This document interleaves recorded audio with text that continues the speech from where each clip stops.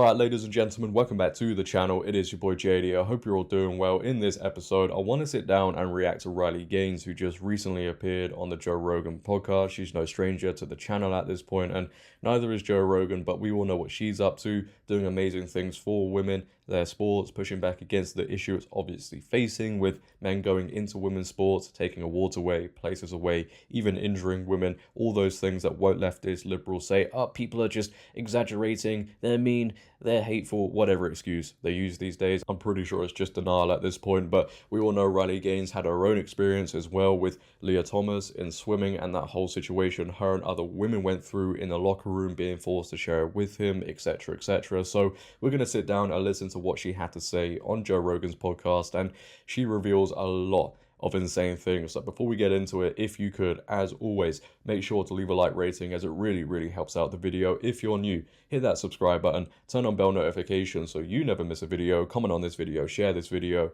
and let's get into it. At this national championships, right, this national championships where we had Leah Thomas, who is a male, a man, self-identifying as a woman, we were told we fully had to treat this person as a woman, right? This same national championships, we had another athlete who was transitioning. But this athlete is a female who was then self-identifying as a man from Yale. Izzy now goes by the name of Isaac. And we were told we fully had to treat this person as a man. Optics purposes here, to give you perspective of what this looked like from our eyes. Okay, finals of the 100 freestyle. Top 8 women in the entire nation.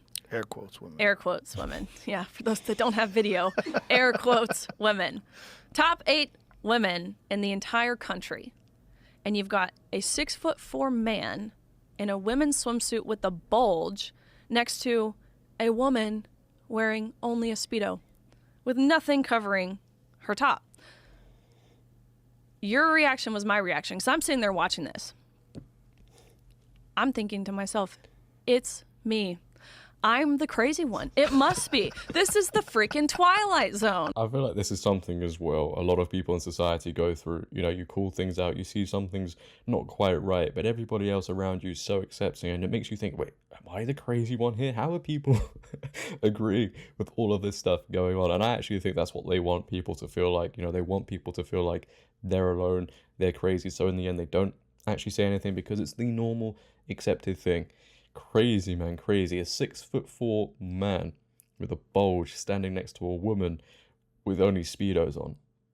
I don't know what reality we've woken up in, but it's certainly the wrong one. Really what had thrusted me over the edge into no longer being willing to lie, ultimately, is he and I raced in the 200 freestyle. This is the day after he swam the 500 freestyle and won a national title, beat out Olympians, beating out American record holders, right? Keep in mind, these aren't scrubs. They're the most impressive and accomplished female swimmers this world has ever seen.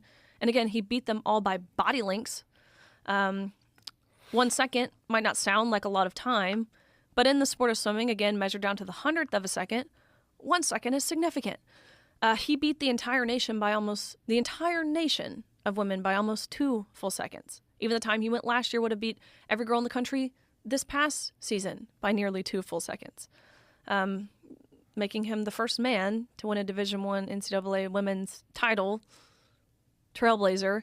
But the second day of competition, the day after this, he and I race in the 200 freestyle. So, look, we get on the blocks, dive off, swim 8 laps of freestyle, touch the wall at the end.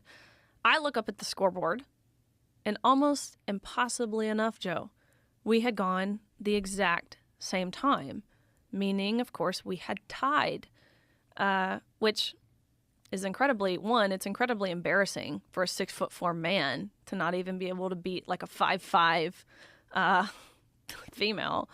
But again, going a minute and 40-ish seconds and not even 1/100th separated us.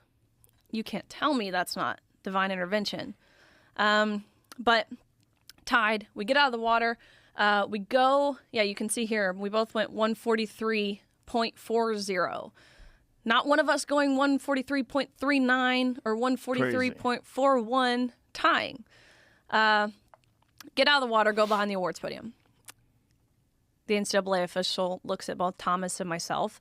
Thomas, who is towering over me, right, 6'4", and this official looks at both of us and says, "Great job, you two. But you tied, and we only have one trophy, so we're going to give the trophy to Leah. Sorry, Riley, you don't get one." Jesus Christ. That is so embarrassing that they did that. And all it is just a virtue signal, a pander to further push this woke agenda, you know, to make people forcefully accept that this is a woman. If it keeps on getting recognized like that, they hope soon enough people just be like, oh yeah, you know what, this must actually be a woman. And she talks about how they were tired, right? But think about all the women behind Leah Thomas. That's a place taken away.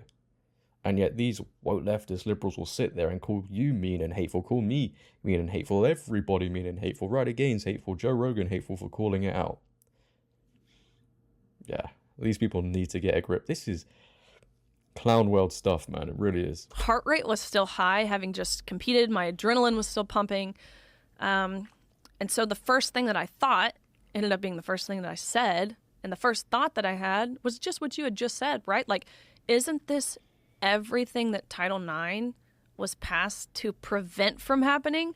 What do you mean you're going to give the trophy to the man in the women's 200 freestyle?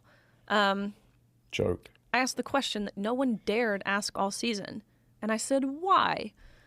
Which, of course, he didn't have an answer as to why. They didn't give him a script of what to say when someone asks you the dreaded question of why. And so his first excuse he came up with, he's stumbling on his words, and he's, well, we're actually just doing this in chronological order, he said. And so I said, okay, do you mean alphabetical? Because G comes before T. Otherwise, I literally have no idea what you're being chronological about. Right? We tied. So again, what's your rationale here? And finally, he realized that he didn't have a justification. He didn't have an answer for this. And so, and I actually appreciate his honesty, this is when his face changed. He looked sad. His voice changed. I could tell he didn't even believe what he was about to say. But this official looked at me and said, "Riley, I am so sorry, but we have been advised as an organization that when photos are being taken, it's crucial that the trophy's in Leah's hands. Yeah. Again, you can pose with this one, but you have to give yours back. Leah takes the trophy home. You go home empty-handed, end of story. We can eventually mail you one." Oh my God. Is what they said. So it was like that moment when I felt guilty at that point. I felt guilty for participating in the farce. I felt guilty for even getting in the water at this point. And so it kind of hit me. I won't say I was necessarily cowering, because I didn't feel like that to me. I wasn't necessarily scared to approach the topic. I just thought someone else would. Nobody else had approached the topic, because I imagine they were also scared to say anything, because we've been put in this position within society that if you question anything that's going on and you know within you it's not right, then you get into trouble for it. You face consequences. Right? They've made people so scared to say anything. People shouldn't be scared to ask those questions, say the truth. I thought a coach would say something. I thought some other swimmer. I thought someone with political power, someone within the NCAA. Quite honestly, I thought someone's dad would come down there and yank this man out of our locker rooms. But it was in that moment where we were standing on the podium, myself included. I'm standing on the podium, and we're clapping, and we're smiling, and we're cheering. And it hit me. I'm like, what in the world are we clapping for? Because, I mean, really what we're applauding is our own erasure, our own demolition. And so it was right then and there that, again, like a slap across the face, I was like, how in the world can we as women, as female athletes, expect someone to stand up for us if we aren't even willing to stand up for us? Like, this has to come from us. So again, I knew all season the unfair competition was wrong. I knew all season that the locker room aspect was wrong. I knew that the silencing that we were facing from our universities, I knew all of that was wrong. We all did.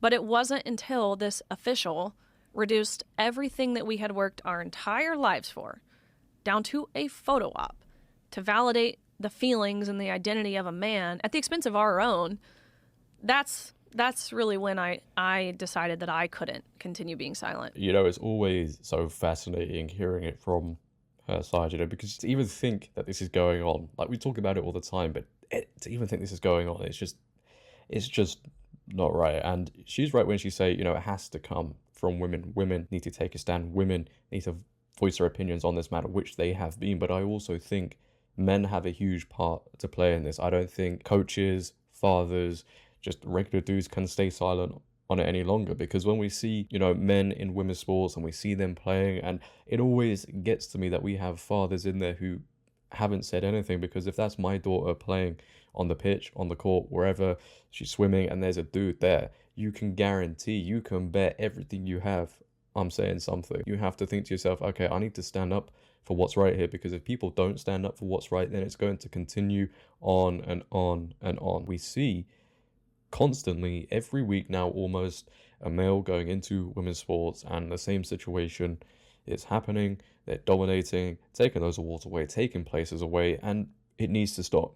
Controversial, I know, so controversial, right? You can't even say that. Somebody out there, what leftist liberal, might hear that and start crying. But you're only crying because deep down you know it's true, and it invokes that anger with you, because facts, the truth, tend to do that. But leave your thoughts down below, ladies and gentlemen, on everything you've heard. I want to hear your thoughts on it. If you have enjoyed, make sure to leave a like rating. If you're new, hit that subscribe button, turn on bell notifications so you never miss a video, comment on this video, share this video. But until next time, until tomorrow, it has been your boy JD. Have a great day, stay safe, and I'm out. Peace.